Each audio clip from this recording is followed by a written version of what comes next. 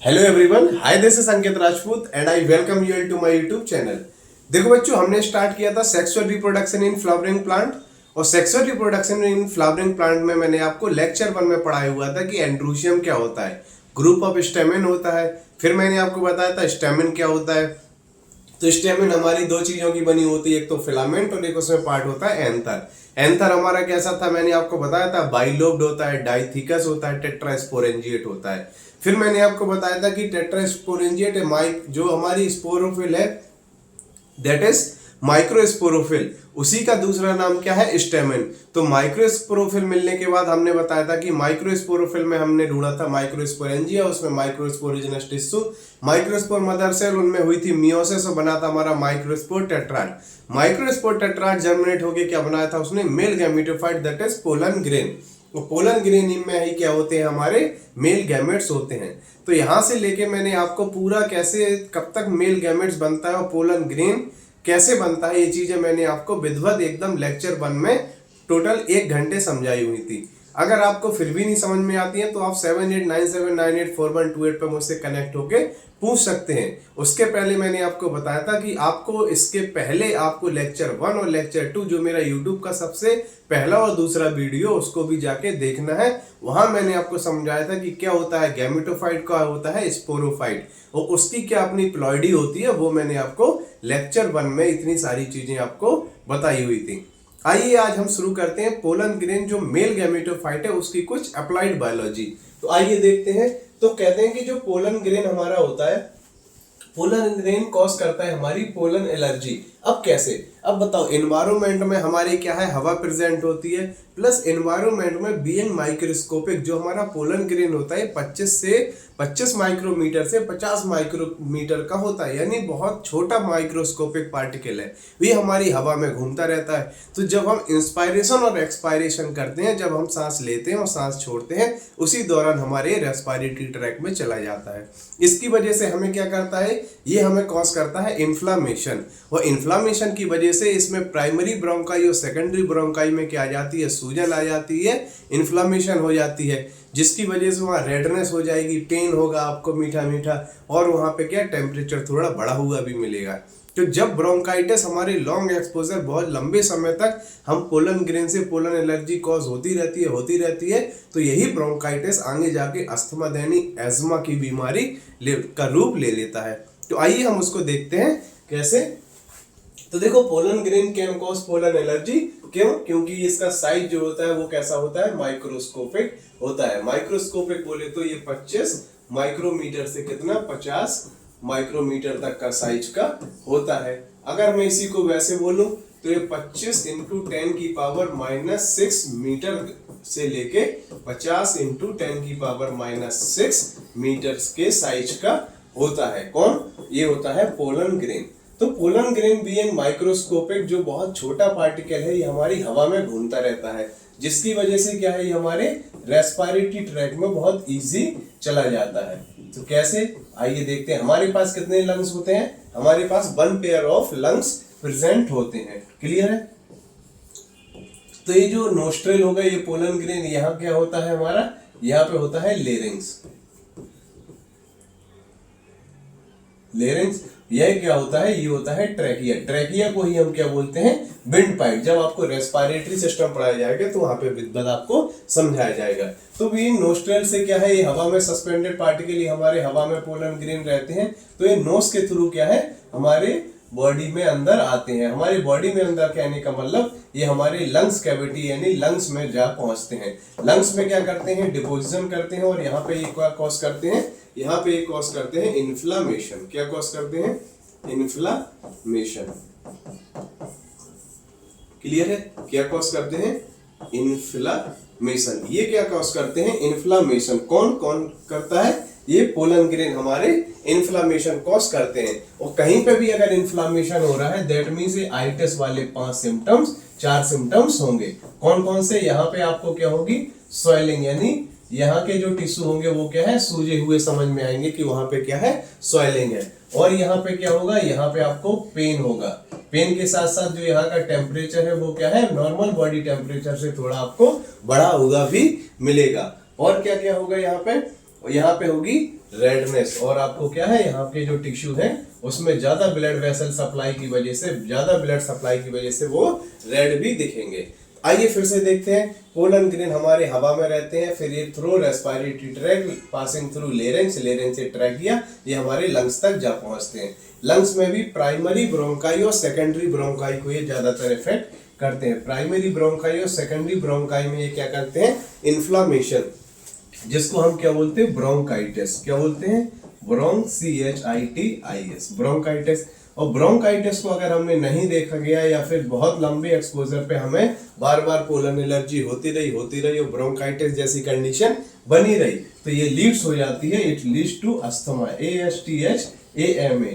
हम लोग क्या बोलते हैं इसको, अस्थमा। आप इसको बोल सकते हो एज्मा, कुछ इसको क्या बोलते हैं गांव में, दमे की बीमारी। आपने देखा होगा अपने ग्रैंडफादर वगैरह लोगों को, जिसको ये अस्थमा यानी दमे की बीमारी है, वो कुछ नेजल स्प्रे, इनहेलर वगैरह यूज करते हैं। तो ये किस लिए, अस्थमा किससे होती है, ब्रोंकाइटिस से। जब बहुत लंबे समय तक पोलन एलर्जी होती रहे आपको, तो ब्रोंकाइटिस में लीड टू अस्थमा, ये एक रेस्पिरेटरी डिसीज है।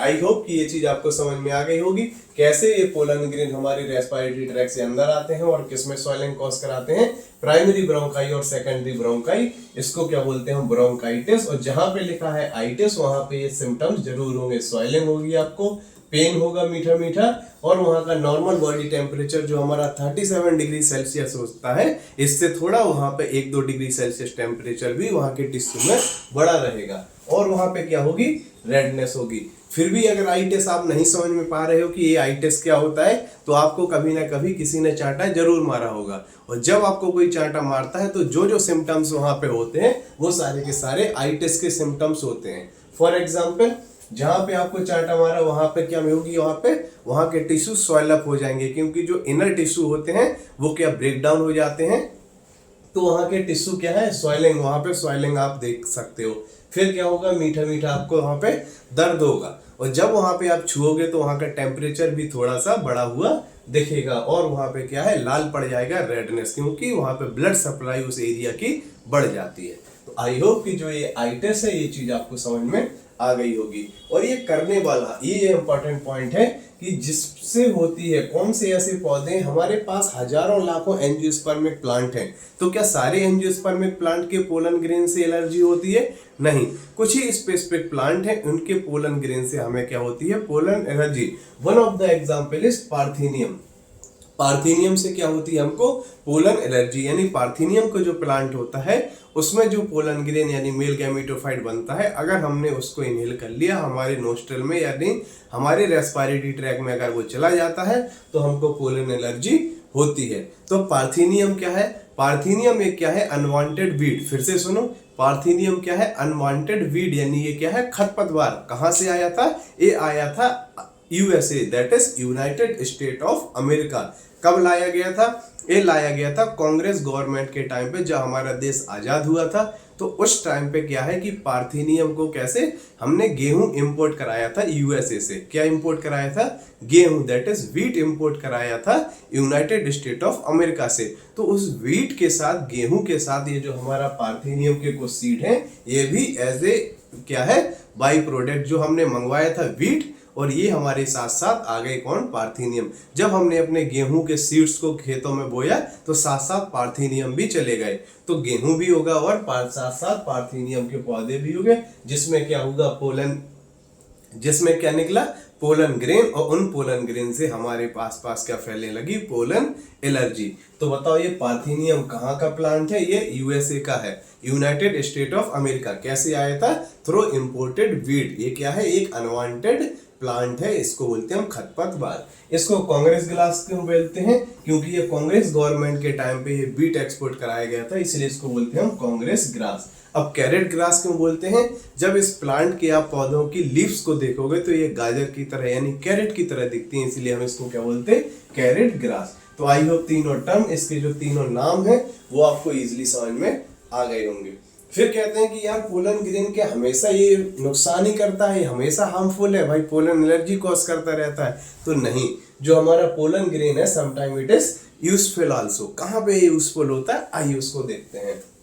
तो देखो, जो हमारा पोलन ग्रेन है यानी मेल गैमेटोफाइट, इससे हम बनाते हैं पोलन टैबलेट्स। क्या बनाते हैं? पोलन टैबलेट्स बनाते हैं, पोलन के सिरप बनाते हैं, यानी कुछ दवाइयां यानी टैबलेट्स बनाते हैं, कुछ सिरप। ये आप जब अपनी एनसीईआरटी में देखो तो वहां पे डायग्राम में वहां पे दिखाया गया है कि पोलन टैबलेट्स और पोलन सिरप्स। तो आप अपनी एनसीईआरटी में जाओ और वहां पे देख भी सकते हो।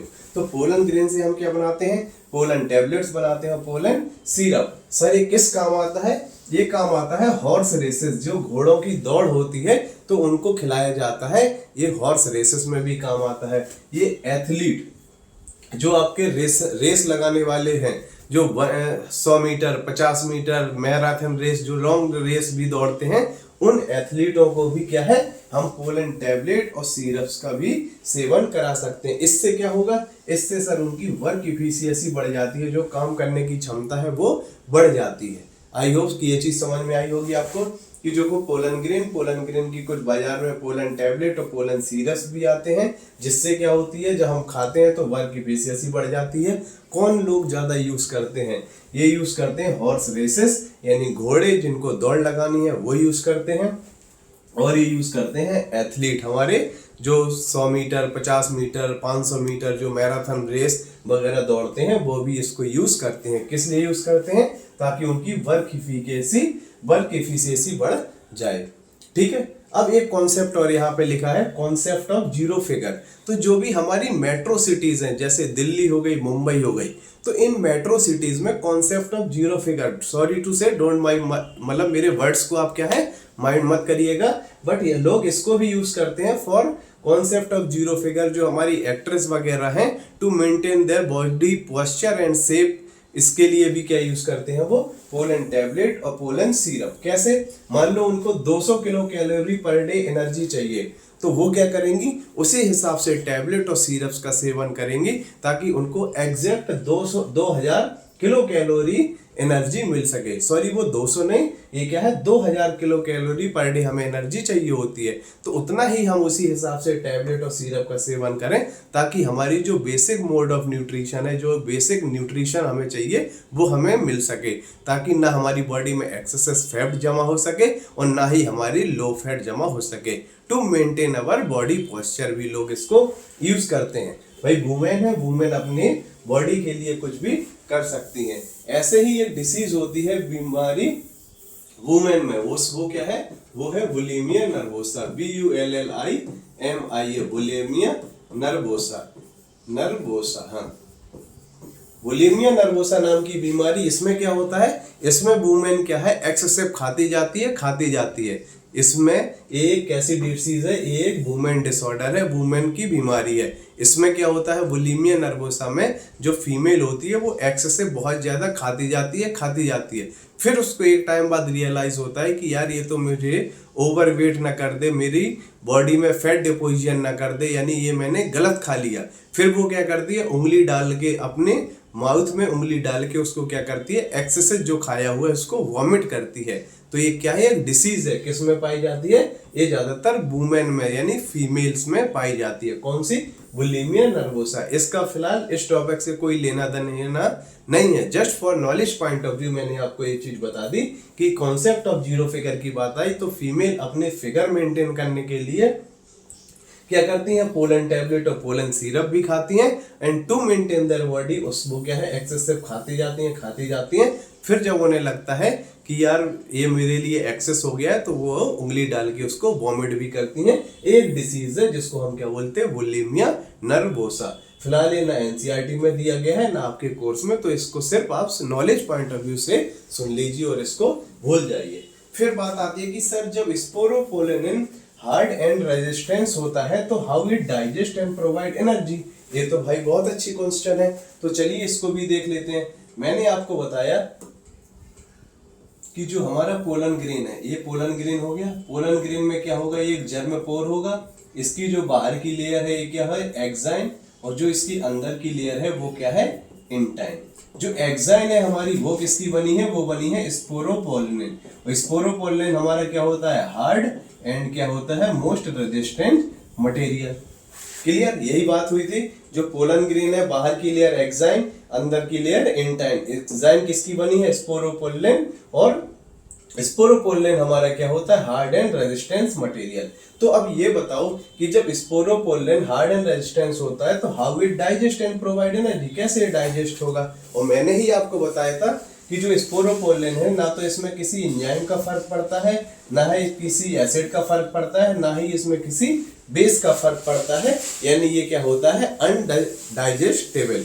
तो फिर याद करो मैंने आपको बताया था जर्म पोर के यहाँ पे कोई स्पोरोपोलेन नहीं होती है। और रही बात कि कैसे इसको एनर्जी मिलती है, तो ये जो पोलन ग्रेन के बाहर क्या पाया जाता है, नेक्टर। क्या पाया जाता है, नेक्टर। जब आप इसको सेवन करते हो तो साथ में क्या है, नेक्टर पाते हो, और नेक्टर में क्या होती है, शुगर। क्या होती है, शुगर। और ये शुगर आपको क्या प्रोवाइड कराती है, एनर्जी। तो ना अगर हमारी स्पोरोपोलेन डाइजेस्ट कर सके हम, तो जो हमारा नेक्टर प्रेजेंट होता है आउटसाइड पोलन ग्रेन, ये इसमें क्या होती है, शुगर, और इससे क्या मिलती है हमको, एनर्जी। और रही बात जर्मपोर के, मैंने बताया था स्पोरोपोलेन डाइजेस्ट नहीं होती है, बट जर्मपोर के पास कोई भी स्पोरोपोलेन नहीं प्रेजेंट होती है। तो यहाँ से ये डाइजेस्ट करके आपको एनर्जी प्रोवाइड करा सकती है। और मैंने आपको बताया इसके बाहर प्रेजेंट जो नेक्टर में होती है शुगर, और शुगर से हमको मिलती है एनर्जी। आई होप कि ये चीज भी आपको अब क्लियर हो गई होगी। अब नेक्स्ट चलते हैं हम अपने वायबिलिटी पीरियड। तो वायबिलिटी पीरियड क्या होती है, maximum time a pollen grain can survive after dehiscence या फिर रिलीज फ्रॉम एंथर। तो ये हो गई मान लो हमारी स्टेमन, ये हो गया हमारा एंथर। यहाँ पे हमारा क्या बन गया, यहाँ पे बन गया पोलन ग्रेन।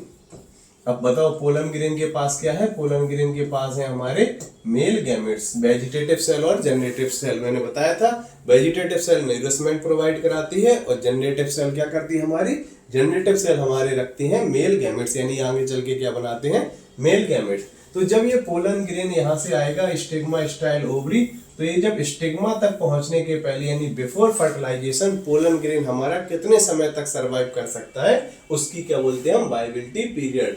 तो देखो maximum time a pollen grain can survive after dehiscence या release from anther is known as viability period. अब वायबिलिटी पीरियड दो चीजों पर डिपेंड करती है, एक तो ह्यूमिडिटी और एक टेम्परेचर। यानी जो पोलन ग्रेन हमारा एंथर से निकला, डेहिसेंस हुआ इसका, तो ये कब तक बिफोर फर्टिलाइजेशन कितने देर तक सरवाइव करेगा, दो चीजों पर डिपेंड करेगा, हमारे एनवायरनमेंट में प्रेजेंट ह्यूमिडिटी और हमारे एनवायरनमेंट में प्रेजेंट टेम्परेचर, कि कितनी ह्यूमिडिटी प्रेजेंट है हमारे एनवायरनमेंट में और टेम्परेचर कितना प्रेजेंट है, उस पर भी viability period of pollen grain depend करती है। और ये किस पे डिपेंड करती है, ये डिपेंड करती है फ्रॉम स्पीसीज टू स्पीसीज। मैंने आपको स्टार्टिंग में बताया हमारे पास 1 2 10 4 5 ऐसा एंजियोस्पर्म नहीं है, हमारे पास हजारों लाखों एंजियोस्पर्मिक प्लांट हैं।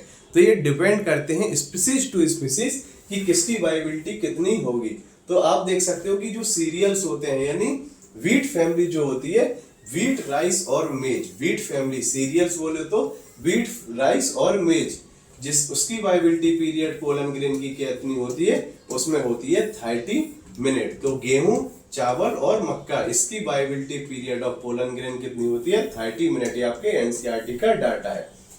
फिर आप ऐसे याद कर सकते हो SLR, S से सोलेनेसी, L से लेगुमिनेसी, R से रोजेसी। सोलेनेसी क्या होते हैं, सारे के सारे जो सब्जी वाले प्लांट होते हैं, आपकी चिल्ली हो गई, टोमेटो हो गया, ब्रिंजल हो गया। तो सोलेनेसी में जो वायबिलिटी पीरियड होती है पोलन ग्रेन की, वो होती है 1 मंथ बोलो, या फिर इसको क्या बोलते हैं हम, 30 डेज, अप्रोक्सीमेटली 30 डेज। तो ये 30 मिनट है, ये 30 दिन है, इसी को क्या बोलते हैं हम, 1 मंथ भी बोल सकते हैं। तो किस किस में, सोलेनेसी, लेगुमिनेसी, सारे के सारे दाल वाले प्लांट, आपके चना हो गया, मटर हो गया, तो पी हो गया, ये कैसे, लेगुमिनेसी, दाल वाले पौधे, और रोजेसी। तो ऐसे याद रखो SLR में कितनी वायबिलिटी पीरियड होती है पोलन ग्रेन की, ये होती है हमारी 30 डेज यानी 1 मंथ। और व्हीट में, राइस में और मेज में कितनी होती है, 30 मिनट।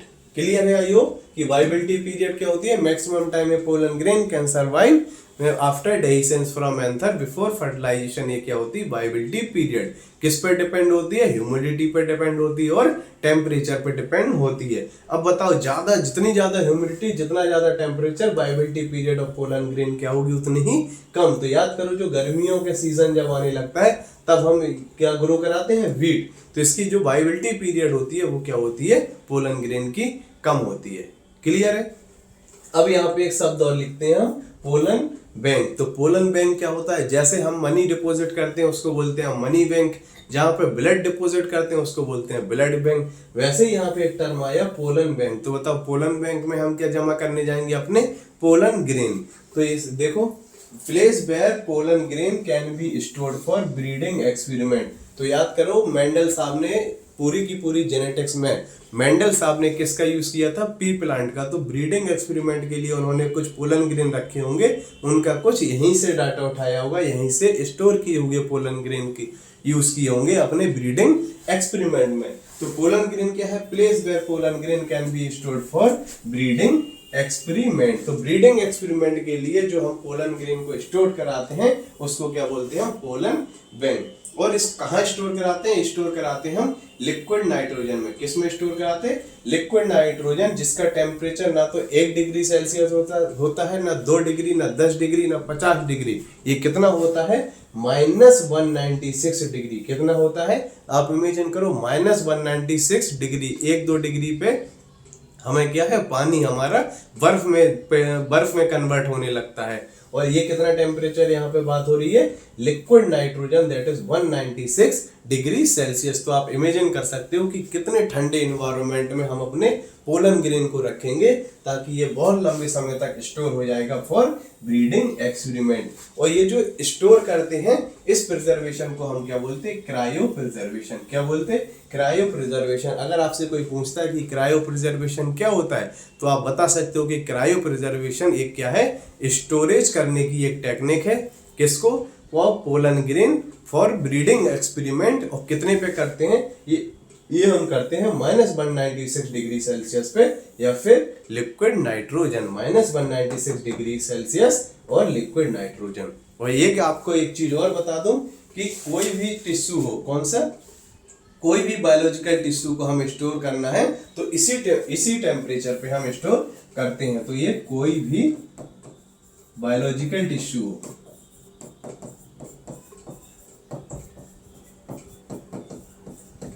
उसको किस पे स्टोर कराते हैं? -196। यहाँ पे बात हो रही पोलन ग्रेन की, तो पोलन ग्रेन को आप स्टोर करा सकते हो। अगर आपको स्पर्म स्टोर कराना है तो वो भी 196 डिग्री सेल्सियस पे हम स्टोर करते हैं। आपको ओवा स्टोर कराना है तो वो भी 196 डिग्री सेल्सियस पे हम स्टोर करते हैं। कहने का मतलब, कोई भी बायोलॉजिकल टिश्यू को हमें अगर स्टोर कराना है तो वो किसने?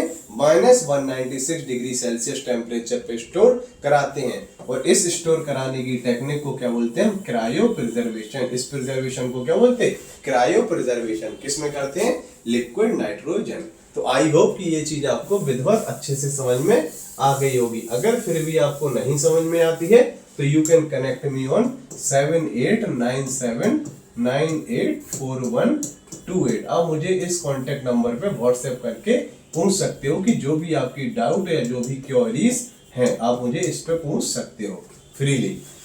क्लियर है? तो मैंने आपको इसमें पढ़ाया लेक्चर 1 में सारा का सारा मैंने आपको बताया कैसे male gametophyte that is pollen grain बनता है, और पोलन ग्रेन की जो भी अप्लाइड बायोलॉजी हो सकती थी वो मैंने आपको इसमें समझा दी। अब हम नेक्स्ट लेक्चर में लेके आएंगे गायनीसियम, जिसमें हमारा क्या बनेगा? Female gametophyte. वहां पे हमें मिलेगा फीमेल गैमेट। तो तब तक के लिए पढ़ते रहिए। Bye bye, take care, have a nice day. Thank you.